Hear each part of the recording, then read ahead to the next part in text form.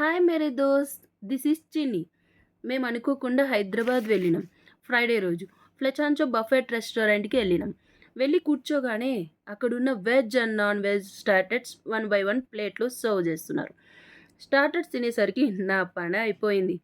So మిగిలిన items feel అవుతున్నాయని లేచి అటు ఇటు తిరుగుతూ మధ్య మధ్యలో ఫొటోస్ దిగుతూ ఉన్నాం.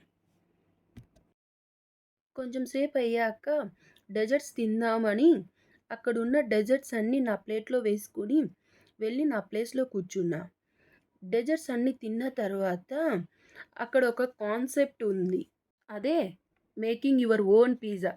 అది వినగానే నాలో ఉన్న వంటలక్క బయటికి వచ్చింది. అతను చెప్పిన ఇంగ్రీడియంట్స్ అన్నీ వేసి పిజ్జా చేశాను.